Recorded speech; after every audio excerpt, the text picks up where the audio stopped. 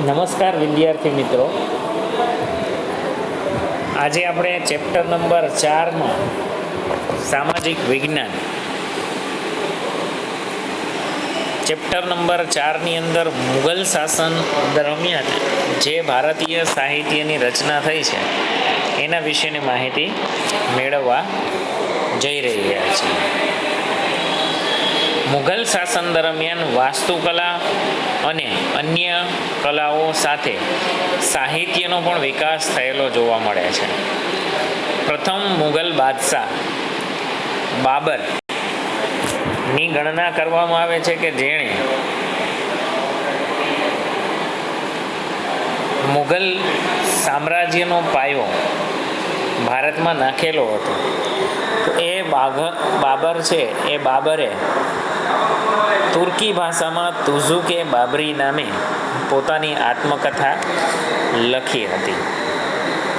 પ્રથમ મુઘલ બાદશાહ બાબર અને એમણે પોતાની આત્મકથા છે, એ આત્મકથા જેનું નામ હતું તુઝુક-એ બાબરી લખી હતી.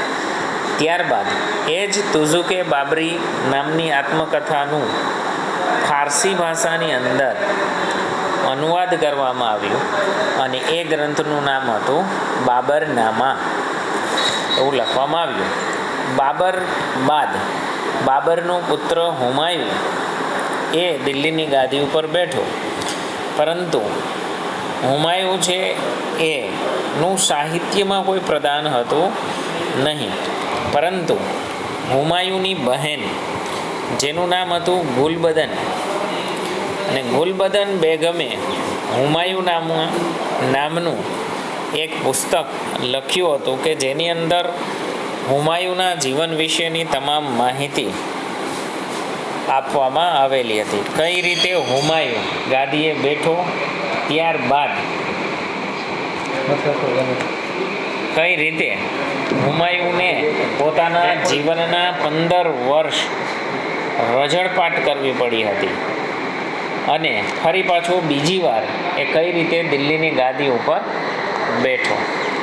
ત્યારબાદ મુઘલ બાદશાહ જહાંગીર જે છે એમણે પણ પોતાની આત્મકથા સ્વરૂપે તુઝુક-એ જહાંગીરી નામની એક આત્મકથા લખી હતી. આમ જોઈએ તો મુઘલ ગાદી ઉપર બેઠેલા લગભગ તમામ અકબર અને હુમાયુને બાદ કરતા તમામ બાદશાહો સાહિત્ય પ્રેમી હતા, કલા પ્રેમી હતા એવું કહી શકાય. ઔરંગઝેબ ઇતિહાસમાં ક્રૂર શાસક તરીકે ઔરંગઝેબ પ્રસિદ્ધ છે, પરંતુ ક્રૂરતાની સાથે સાથે પણ ઔરંગઝેબ એક સારો એવો લેખક હતો અને 1857ના વિપ્લવ તરીકે આપણે આપણા વિપ્લવનો જેને નેતા તરીકે ચૂનવામાં આવ્યા હતા એ સૌથી છેલ્લા મુઘલ બાદશાહ બહાદુર શાહ ઝફર છે, એ પણ એક સિદ્ધહસ્ત ઉર્દુ ભાષાના કવિ હતા. આ યુગની અંદર તુલસીદાસ અને સુરદાસ એ બંને હિન્દી ભાષાના મહાન સાહિત્યકારો થઈ ગયા અને બંનેનું ભારતીય ભાષા સાહિત્યની અંદર રચેલું જે રચનાઓ છે આજે પણ અમર થઈ ગઈ છે. સાથે સાથે કવિ કેશવદાસ છે, એમણે પ્રેમ અને વિરહના વિષય ઉપર, ભગવાન શ્રી કૃષ્ણના વિષય ઉપર ઘણું બધું સાહિત્ય રચ્યું હતું. સાથે સાથે કબીરની જેમ રહીમના દોહરા પણ એ સમયે દેશના જુદા જુદા ભાગોની અંદર પ્રસિદ્ધ થયેલા જોવા મળે છે. એ સમયમાં ફારસી ભાષામાં અનેક નોંધપાત્ર પુસ્તકો લખવામાં આવેલા હતા. એમાં અબુલ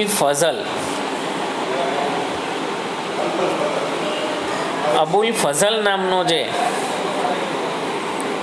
સાહિત્યકાર હતો એમણે અકબરના જીવન ઉપર આધારિત એવો એક ગ્રંથ લખ્યો હતો અને એ ગ્રંથનું નામ એટલે આઈને અકબરી.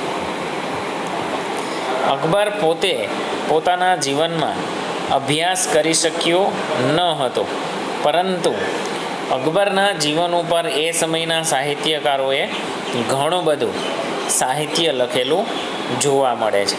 એમાં આઈને અકબરી અને અકબરનામા આ બંને પુસ્તકો છે એ પુસ્તકો અકબરના જીવન ઉપર લખવામાં આવેલ છે.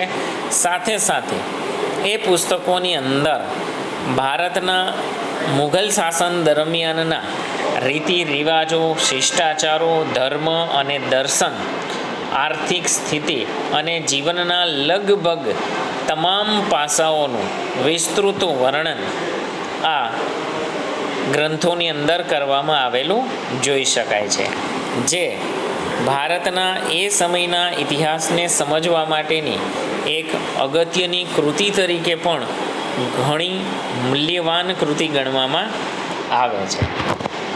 અકબરના 9 રત્નો જે છે એ 9 રત્નોમાંનો એક હતો અબુલ ફઝલ. અબુલ ફઝલનો ભાઈ જેનું નામ હતું ફૈઝી. ફૈઝી પણ એક ફારસી ભાષાનો મહાન કવિ હતો અને ખાસ કરીને ફૈઝીનું યોગદાન અકબરે જે એક આખો વિભાગ જે છે સાહિત્યનો વિભાગ બનાવ્યો હતો, બરાબર છે, એ વિભાગમાં એમણે કામ કર્યું અને ભારતના ઘણા બધા મહાન પુસ્તકો મહાભારત, રામાયણ, અથર્વવેદ, ભગવદ્ ગીતા અને બીજા અસંખ્ય પ્રાચીન ગ્રંથો મતલબ કે પંચતંત્ર વગેરે જેવા તમામ સંસ્કૃત ગ્રંથો છે એનો અનુવાદ કરવા માટે એક અલગ ખાતાની સ્થાપના કરી હતી. અકબરના સમયમાં ઘણા બધા ઐતિહાસિક ગ્રંથોની રચના થયેલી જોવા મળે છે.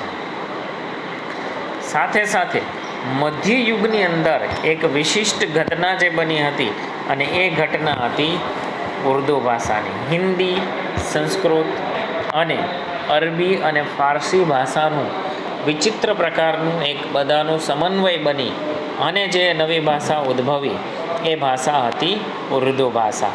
અને આ ભાષા ટૂંક સમયની અંદર ખૂબ જ સમૃદ્ધ બની ગઈ હતી અને સાહિત્યની રચનામાં એ બીજી આધુનિક ભારતીય ભાષાઓની પ્રથમ હરોળમાં આવી ગઈ હતી. ઉર્દુ ભાષાની વાત કરીએ તો ઉર્દુ ભાષામાં વલી, મીર દર્દ, મીર તકી મીર, નઝીર અકબરાબાદી, અસદુલ્લા ખાન અને સમગ્ર વિશ્વ જેને એમની શાયરીઓથી ઓળખે છે એવા મહાન શાયર મિર્ઝા ગાલિબ છે.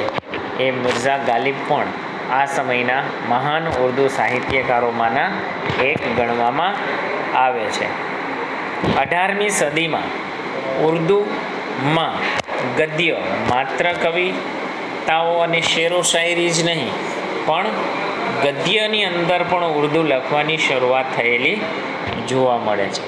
અને જેમ સંસ્કૃતના મોટા ભાગના જે ગ્રંથો છે એ ગ્રંથોનું અરબી અને ફારસી અને અન્ય ભાષાઓની અંદર રૂપાંતર થયેલું જોવા મળે છે, એવી રીતે ઘણા બધા ભારતીય સાહિત્યના ગ્રંથોનું, ઐતિહાસિક ગ્રંથોનું ઉર્દુ ભાષાની અંદર પણ ભાષાંતર થયેલું જોવા મળે છે. આ ઉપરાંત ઉર્દુમાં અનેક મૌલિક ગ્રંથો પણ તૈયાર કરવામાં આવેલા હતા, જેમાં મોહમ્મદ હુસૈન આઝાદ નામના જે કવિ હતા એમણે દરબારે અકબરી નામનો એક મહત્ત્વનો ગ્રંથ લખ્યો હતો. મિત્રો, અહીંયા આપણા આ જે ચેપ્ટર નંબર 4 છે એની આગળની જે માહિતી છે એ માહિતી આપણે હવે 4 પ્રાચીન વિદ્યાપીઠો વિશેની માહિતી લેવાની છે. તે આપણે આગલા લેક્ચરમાં લેશું. આગલા લેક્ચરમાં આપણે નાલંદા વિદ્યાપીઠ, તક્ષશિલા, વારાણસી અને વલ્લભી વિદ્યાપીઠ વિશેની ચર્ચા કરીશું.